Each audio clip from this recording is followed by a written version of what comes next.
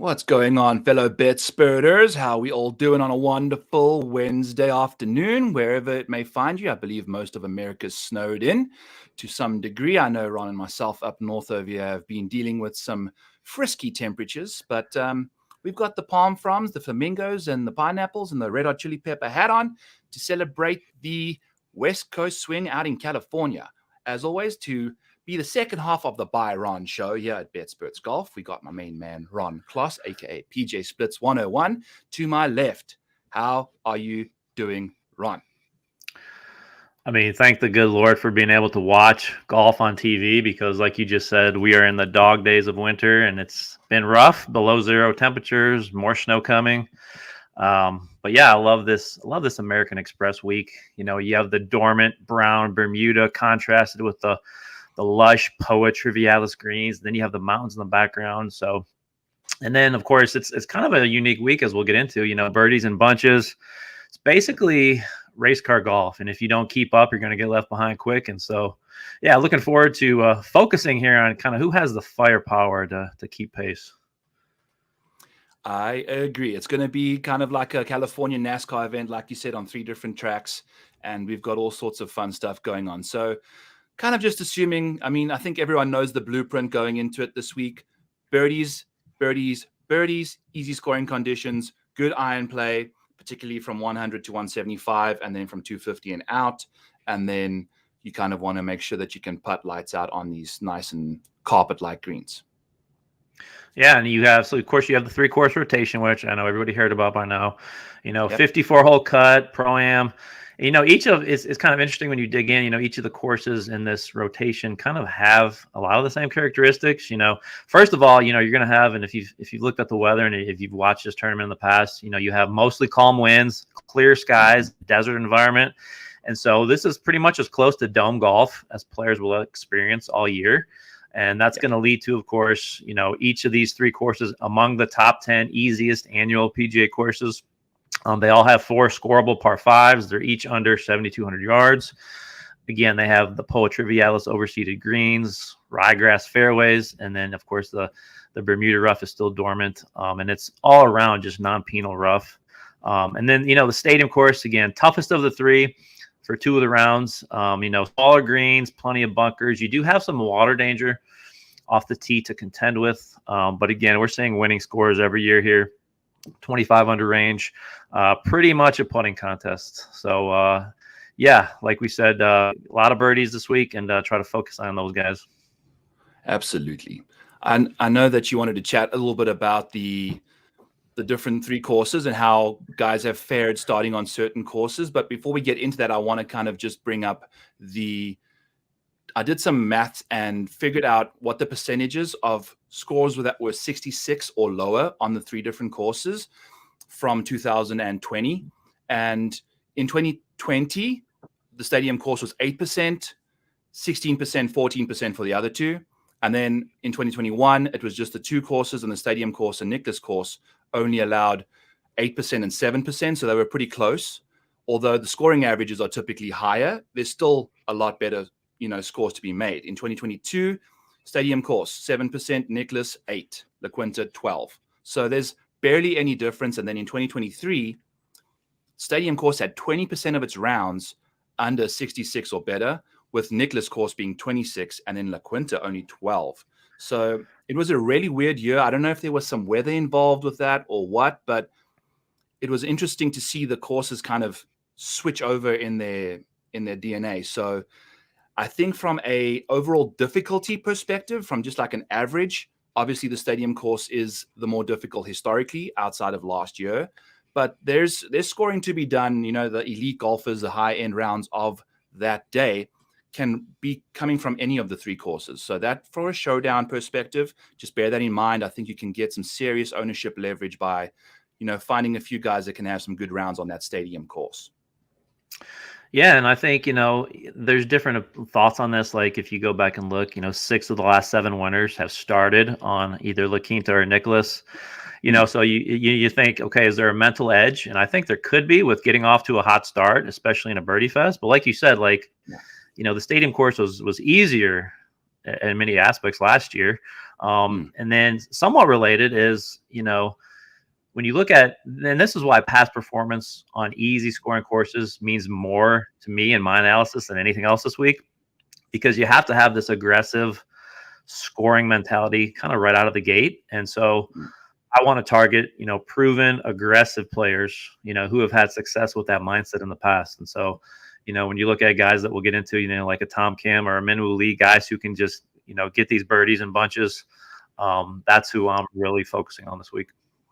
I totally agree. I know you mentioned that, the guys that started on La Quinta, you said 6 of the 7, or Nicholas, typically go on to win. It is kind of weird, though. I think Darbo, Sweet Spot DFS on Twitter, did a nice little post where he kind of used world ranking points to kind of associate the starting rotation. And I think, the courses are set up and stacked with the types of golfers that will see the best golfers and the most popular golfers playing on Friday and Saturday on the stadium course versus early on, right? So they're trying to get that TV product under the belt there.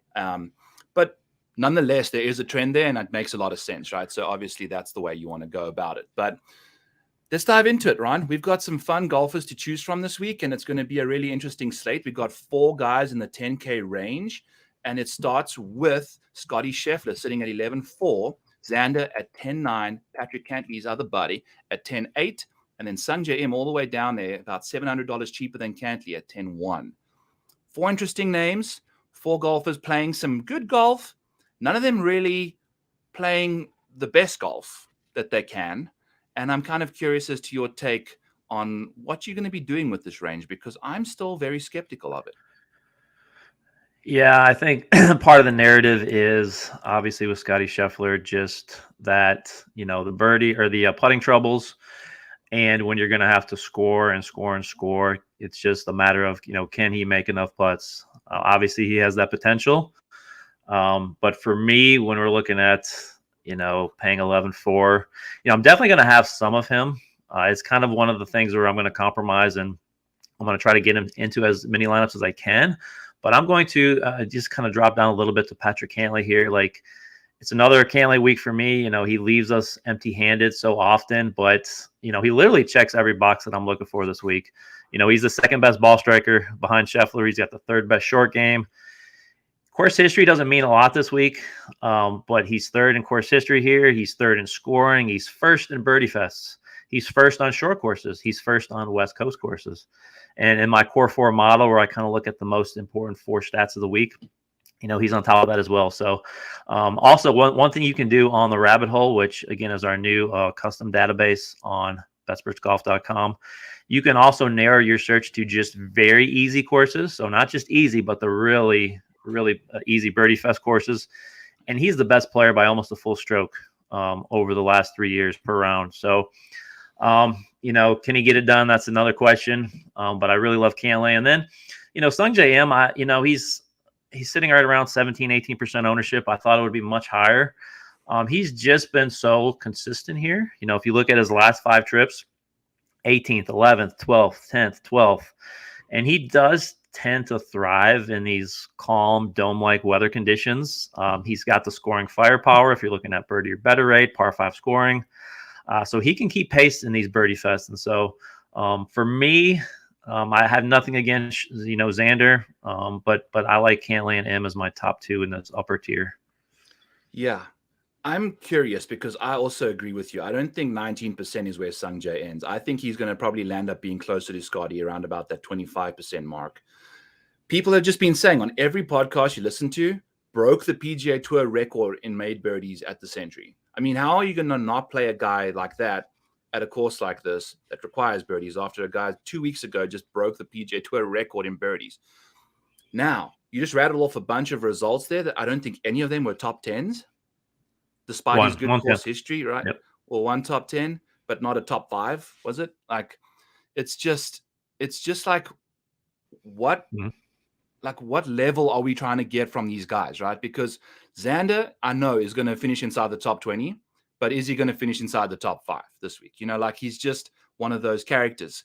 Cantlay as well, just continually just finishing inside the top 20, but not ever like outside of the FedEx St. Jude or also like rivaling for wins. Like I understand the field's a little smaller and he's a great setup here, but I'm just kind of grappling with this, Ron, and I don't know what position is fine for these guys to finish to have them at such a salary hike and ownership that's sitting in the 20s for the majority of them.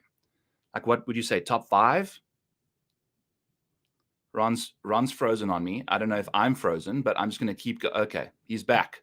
I was asking you, Ron, while you were staring me down there with the stone cold face, kind of curious as to like what position you think these top 4 guys need to finish in order to really like pay off their salary and ownership. Yeah, like you having a few power issues over here.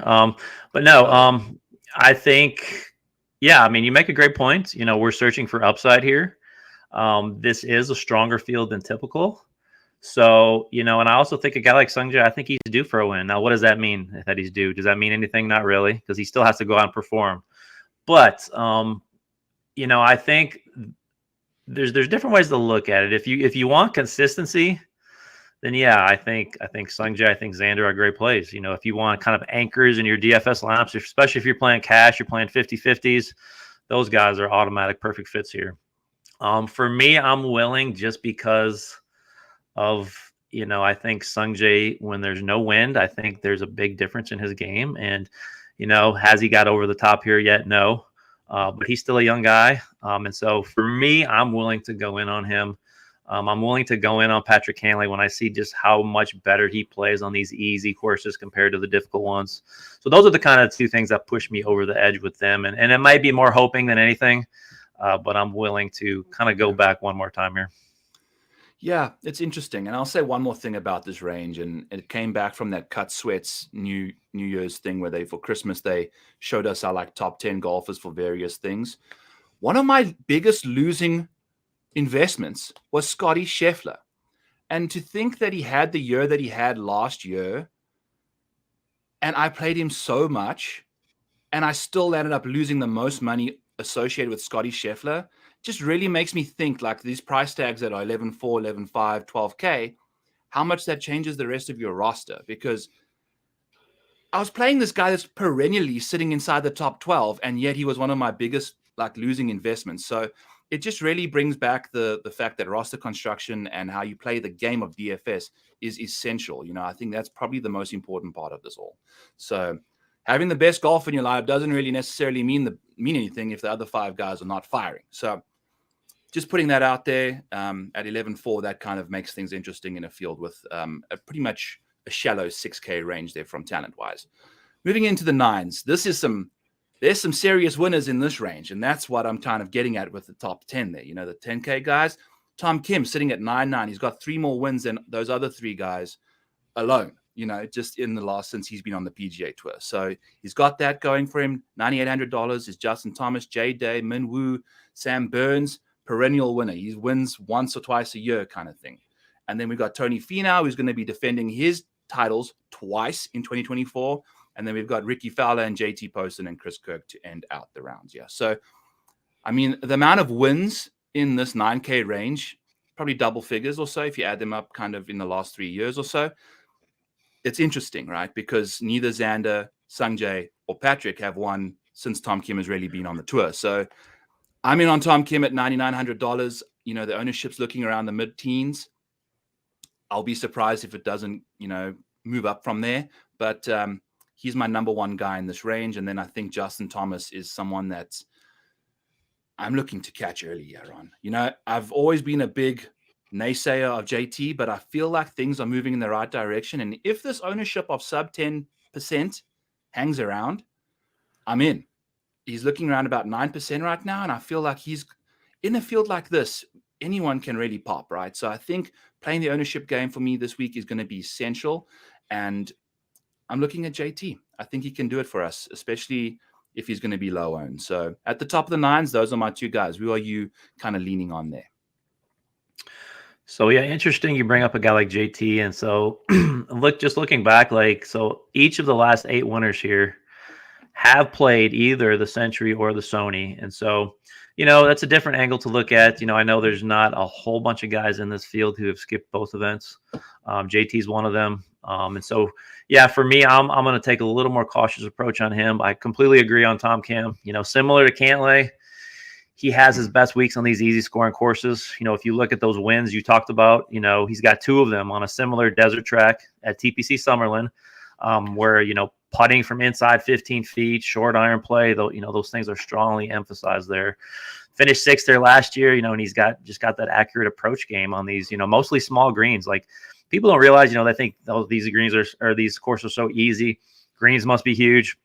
The Nicholas greens are huge. They're 7,000 square feet on average, but Stadium and La Quinta are 2 of the smallest greens on tour. And so that's kind of, for me, just another reason to kind of target. And it's important every week, approach play. But this week, when you have these tiny greens and you want that pinpoint accuracy, so I think Tom Kim can kind of separate a little bit in that area.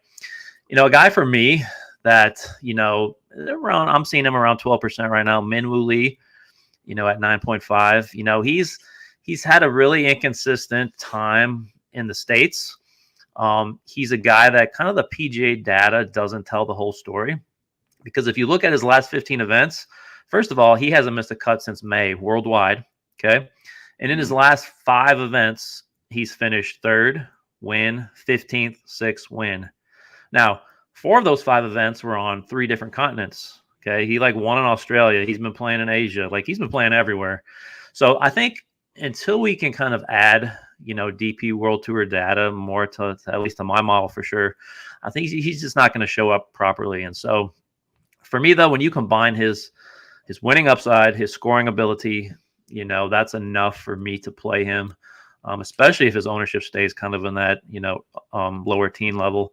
And then the last one for me down here, there's, like you said, there's so many guys. Like Finau and Burns can be inconsistent as heck, but both have had really good track records in Birdie Fest. But for me, instead, I'm going to drop down. And, Ricky Fowler, we talked about this before, right around 5%. He's the 5th best long-term player in this field. Ball striking is much improved. Kind of loves playing out west and in the desert. Now, can he keep up in a Birdie Fest? That's the big question that can be answered. He doesn't have the best track record in these easy scoring events. So for me, though, at that ownership, I'm definitely going to at least try to double the field. But he's a guy who I think is a good target.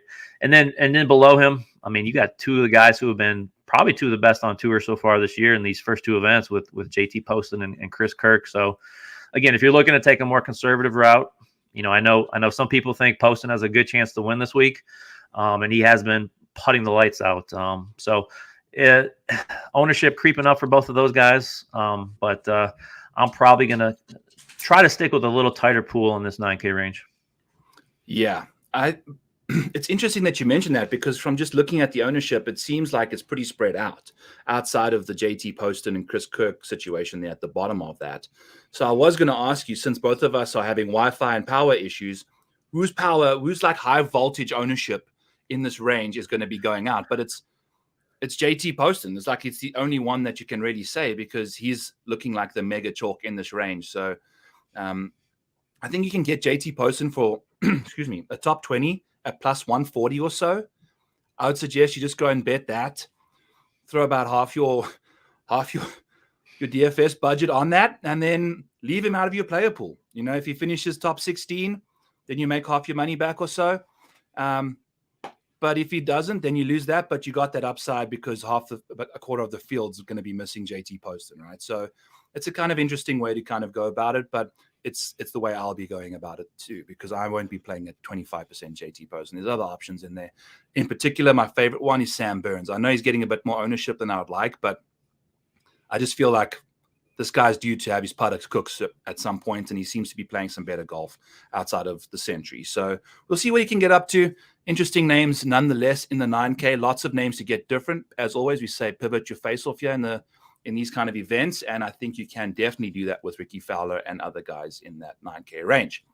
In the 8s, we've got Wyndham Clark, who's had some live rumors going on, and I think he seems to have calmed them to some degree. Eric Cole, very, very chalky situation there in the 8-8s. Shane Lowry, Siwoo Kim, Cam Davis, Taylor Montgomery rounding out the bottom with Andrew Putnam, and Daniel Berger making his debut in 2024 and what feels like 2023 Feel like we haven't seen him for a long time. So old DB straight vibing back in California.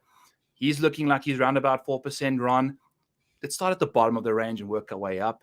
Tell me what you're doing with Daniel Berger, Taylor Montgomery, and the boys at the bottom there. Yeah, I'm waiting to see on Berger. I just think, as long as he's been off, I think it's really hard, kind of similar to, someone who hasn't played yet this season, for a guy to come into an event like this where you almost have to be, from hole one, you have to be scoring in bunches. And so I just think for a guy like Berger who probably needs to settle in a little bit to that tournament routine, get back into it, that's a definite stay away for me. The guy at the low eights that I really have my eye on is Taylor Montgomery. Now he's a guy who, let's see, I have about 8-9% right now. His price, I think he doesn't really deserve to be in the 8K range yet. He has had 2 good weeks here, or 1 good week at the Sony. And he actually, when you look back to what he did last year at the end of the season, made a lot of improvements. I know he really worked on his approach play over the winter break. And you can kind of see that last week, like gaining over 7 strokes on approach. Like that was unbelievable. I mean, if he can combine that with the putting, which, he typically does, like we could see him very easily with his first victory this week. So I do like him at 8,100 just with his ability to, score on the par fives. And, Adam Hadwin right above him is another guy, course history guy. If you look, he pretty much has the best course history here. Just very consistently top fives, earlier in the decade, and then kind of recently more top 30. So falling off a little bit, but I think Hadwin is a guy who he loves desert golf. He loves the environment. So those would be my guys in the early 8K range, and you can come back to me and we'll talk about the upper.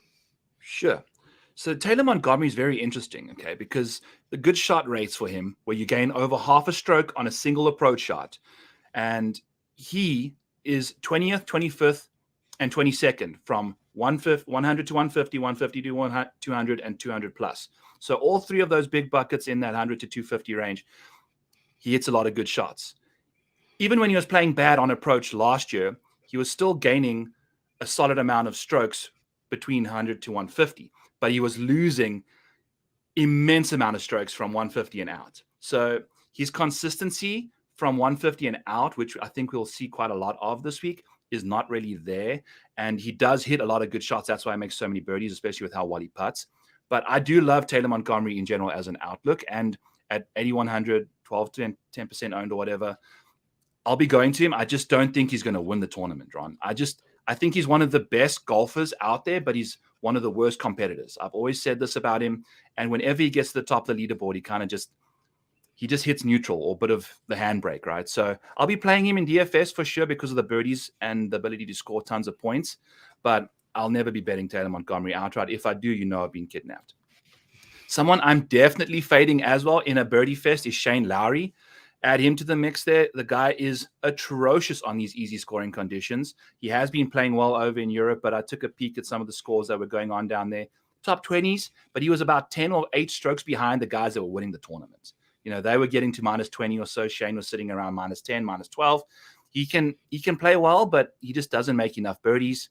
And then I think the chalk I will be I was about to jump right up to Eric Collier, and we might as well do that because I think I'm going to be going back to him. Just tons and tons of birdie making ability.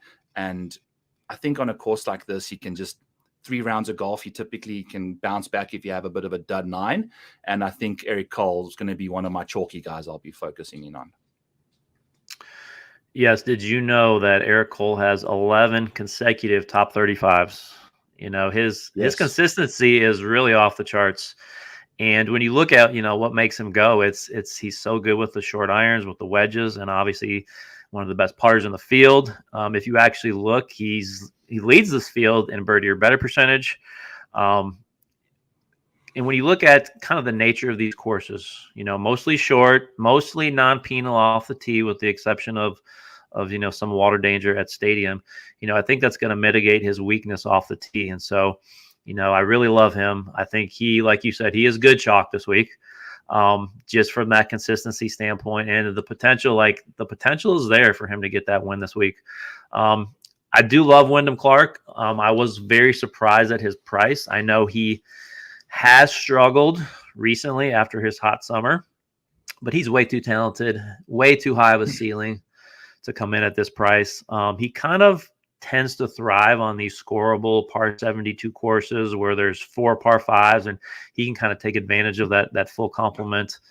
And kind of use his putting skills to go on these birdie streaks. And then you throw in his dramatically improved iron play, his past success in the desert, and you have someone who's very live to win this week.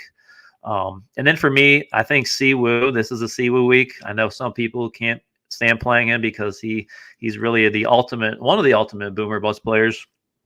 And again, course history doesn't matter a ton this week, but there are few players in this field who have a better course history here than Siwoo Kim on this trio of courses. And he's kind of one of these guys who he tends to play really well in the courses that he loves. And those courses because his course history just pops there every single year. And I think this is one of those places. And so, obviously he's won here. He's got 3 other top 20 finishes. Over the last year, if you dig into the numbers, he's 8th best in this field, tee to green.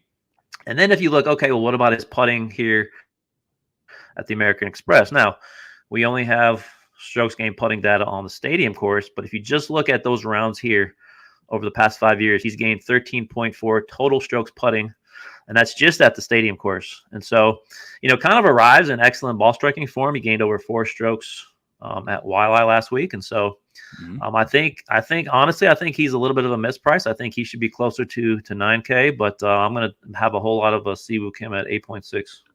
I love it. I think I'm going to follow you in that the Siwoo way there. And he's one of the few guys that's looking like he might be under 10% owned, in this 8K range, which to me is a great little leverage position to kind of have someone that can. We've seen this guy win. He won at the Sony a year ago, and it just came out of really nowhere. And that's the thing with him, right? It's like these weird situations where his form is just completely out of sync, and then just shows up and just dominates. So at any given moment, we can see that happening. Maybe it's this week, Ron. Maybe it's this week. So I'm right there with you on Siwoo and kind of Eric Cole in that range. Scoot on down to the 7s. Going to start off with Steven Yeager, Will Zalatoris, Bo Hassler, Alex Noren, Keith Mitchell. In the middle of the range here, we've got some Billy Ho, Thomas Dietrich, Adam Schenk, Tom Hoagie, Matt Kuchar, the guy who almost beat John Rahm, Davis Thompson. So we've got some interesting names in the top of the 7s here. I'm kind of curious as to what your thoughts are on Davis Thompson, because I think people might be overreacting slightly to his course history. Maybe it's got to do with the fact that he's just a good course fit for this venue, but I can't remember. I should go look it up because I've said it multiple times, but I feel like he played the par 5s like 16 under par throughout the week. I think he made like multiple eagles throughout the week, and he is a good par 5 scorer. So maybe that is why, but I think that was some exceptional variance on the par 5s. Like you can be good and play them well, but typically these guys are going to be playing the par 5s around like 10 under par. I mean, he was just dominating them. So I don't see that happening again this week, and I don't think the rest of his game is good enough to kind of make it up elsewhere. So I'll be fading him as one of the most popular guys in the top of the 7s here. Some guys I will be playing is Billy Horschel. Billy Horschel is starting to do some stuff. Playing some good golf, was starting to surge up that leaderboard on Sunday at the Sony. I think his last 24 rounds in strokes gained total across the globe sits 14th in this field. So if people aren't looking at strokes gained data from across the world, like Minwoo, like you mentioned, they're not paying attention to what Billy Horschel's getting up to, because all of his damage has been done over on Europe, and he's been playing really solid, consistent golf over there. So if we're looking at someone that can putt lights out and kind of just keep his ball in play off the tee, Billy Horschel's your guy. Absolutely love going to him. And then Adam Schenk at $7,600 as well. I'm totally okay going back to this dude. I was taking a look at the last 50 rounds of data from Data Golf, and if you kind of split out the 75th percentile of strokes, so pretty much their top quarter of strokes gained rounds over the last 50, Adam Schenk grades 8th. So he's got that upside where his best rounds are pretty much top 10 caliber performances. So I really like what he can get up to, especially at this price. I mean, he's $7,600. If you click him first, your average remaining salary goes up quite nicely. So lots to love about Adam Schenk for someone that's finished inside the top 10 many, many times in the past year. And then finally, Bo Hassler. I'll just say, I'm sure you'll be having lots to say about Bo. So I'll hand him over to you to kind of talk about his approach play. No, no, no, no, no. I cannot play No Bill bow for you. Hostler. Ooh. No, no, no. I've never played Bill Hostler. I'm not. I think he has made improvements. I'm just not ready in this type of event to jump on him yet. I think this 7K range is so loaded. Like there's so many guys I could talk about here. So I'll try to limit this, but for me, like believe it or not, when I ran my model, the two highest ranked players here, which was a surprise to me, are Alex Noren, highest ranked player in my model who's below 8K, believe it or not. And when you dig into the numbers again, he is a guy who is seventh best in this entire field on easy scoring courses. He's 10th best on short courses. So this is kind of right up his wheelhouse. You combine those things, he's got that flat stick that can really get hot. Approach play can be kind of sketchy, but I think with him, it's always, I think he has the ability, and he's shown that to keep up, to keep pace. And so I just think his around the green play kind of makes up for some of his shortcomings on approach. So I think Noren's a sneaky good play. Second guy down here is Ben Griffin, 7,400. He's another guy who, if you look at his results, have come on easier scoring tracks. He's had, some decent results so far this year. I think he hasn't reached his full potential yet. But I think he's just another loan guy. Yeah, loan for sure. Let me see. He's at, I'm seeing 7-8% for Griffin. So those two are guys that kind of pop for me in the model. How much I play them for sure, don't know yet, but definitely will be in my player pool. I think a guy who's just continually getting disrespected down here is Nick Taylor, 7,500. When you look at what he's done in his, his career, he's kind of been a different player the past 6 months. Coming off that Canadian Open win, he's shown kind of a newfound consistency. 5 top 25s to close the year, finished 7th at the Sony. And so for me, I think Taylor is another guy that you can lean on, even as the last guy in your on your roster. If you're trying to get 6 of 6 through, if you're looking for that consistency angle, I think he definitely brings that. I think he has some winning upside as well. And then there's just so many names on here. I love what you said about Shank. When you combine, when I get into this range, I'm looking for two things mostly: approach play plus putting. And if you can combine those two together, that's a big thing for me. He definitely has that. Dietrich's a guy who has, again, all this enormous upside. We're still kind of waiting for him to go off. I do like Davis Thompson. I think related to the par fives, I haven't dug too deep, but I think if you go look, he is pretty consistent across the board on par fives. And he has had another guy who, more success on these easy courses. And so, there's so many guys down here. I think even if you go down to the bottom of this range, when you look at an Alex Smalley, who just drives me crazy with his inconsistency. But he's got like 2 top 25 finishes here. One of the best approach players in this field. Even your boy Seabez, I don't understand it all the time, but where did he finish for me? I mean, he finished in the top 30 for me in my model. So he just, something about his game, and I think it's the approach and the putting, which, I did weight pretty high this week. And believe it or not, I was expecting him to be a guy who did better in tougher conditions, but he's 25th on the field on easy courses. So, I'm really taking a hard look at him as well. I don't know if I can do Seabez. He's just kind of bothering me a little bit lately. I think that might be the dollar bet that I make with you there against my own blood, my own heritage. But I'll second Nick Taylor with you there. I mean, I've got an outright on him, and the disrespect. I mean, he's sitting in the hundreds, 100 to 1, 130 to 1 for Nick Taylor to win a tournament. I mean, he just won the Canadian Open, 7th at the Sony. And then another guy that I'm really into this week is Mathieu Pavon, the Frenchman from the DP World Tour. He also finished 7th at the Sony Open last week. And if you take a peek at his recent performances on the DP World Tour, I think 5 of his last 8 starts, including the Sony, have been top 10s. So this guy's got some high-end upside, and he's also one of those who will win, I believe. So he can get it done. And I took a look at his in my Corn Ferry Tour article there, and his easy scoring splits are the best out of the 3: easy, medium, and hard. He does his best work on easier courses. So I think he's really going to be someone that it seems like he's gaining a bit of steam compared to everyone around him. But I don't think he's priced correctly, especially after his recent form across. Like some of these DP World Tour guys come over, the Corn Ferry Tour guys, they show up and they're not quite translating their skill sets to the PGA Tour. It's good to see him have a top 10 in his very first tournament, on American soils, although it is Hawaii, I think he'll still do well here. I feel like this course suits him even better, technically, And Sam Ryder is another guy I forgot to mention. He is another guy who's really popping on approach and putting. When you combine those two together, he's actually like 7th best in this entire field. So yeah, hasn't played yet this year. So if you can get past that part of it, he's a guy who at 7,200 is probably not going to win, but I think he has the upside to finish top 10 here. Yeah, and if you think about Sam Ryder going back to the beginning of the year last year, he had a really good start to the year. I think he does some good hard work in the off season. I mean, he was contending for the Farmers Insurance Open until I think his mom jumped on the mic and kind of squashed him there or something. So it was interesting to see him get off to a good start, and then he kind of just fizzled away. And then he really started showing some incredible iron play to end the season. And I think if that can continue and he can have worked on the rest of his game, if that putter shows up, boy, oh boy, am I excited for Sam Ryder. So I'm right there with you. I've always liked Sam. So he's someone we're definitely going to be targeting in that range.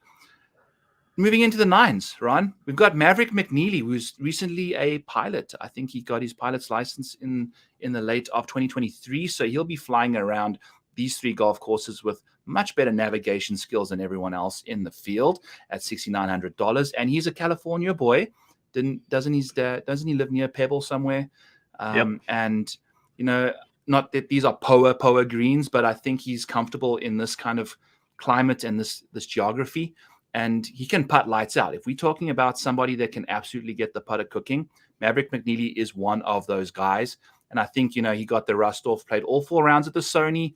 I don't think that course suits him that well. I think his off the tee stuff will be a bit better suited for this venue. And then I'm going to be going back to this trio of guys here at $6,900. Alexander Bjork, Vince Whaley, and Alejandro Tosti. I think 2 of them are new rookies on the tour. One from the Corn Ferry, one from the DP World Tour. Bjork missed the cut last week. I'm going to go back to him. I'm going to have faith in him at this kind of a golf course again. And then Vince Whaley, if you take a look at what he's been up to lately, it's been rather solid performances. And then he missed the cut on me last week, obviously, when for the first cut he's missed in quite some time. And then Toasty, one of the top birdie makers on the PGA Corn Ferry Tour there, entering the year. So I think giving him 3 rounds of golf, you can see some seriously good scoring from him. And then I'll just toss Jake Knapp and Tyler Duncan in there as well. I think those are 2 of my favorites in the $6,800, $6,700 range. Talk to me, Ryan. Yeah, there's not as much as I like this week down here compared to last week. I think you have a lot of solid guys down here. I just don't know if the upside is as much as I would like. Now, I agree completely on Toasty. I think he's a guy who could just, birdie after birdie. He has that scoring ability down here. So I really love that about him. He very limited PGA sample size, but he finished top 10 in Mexico. So he's already had a taste of it. And so I think he is a guy who can surprise this week. There's, I think, Joseph Bramlett is a guy who can eat up these short par 5s.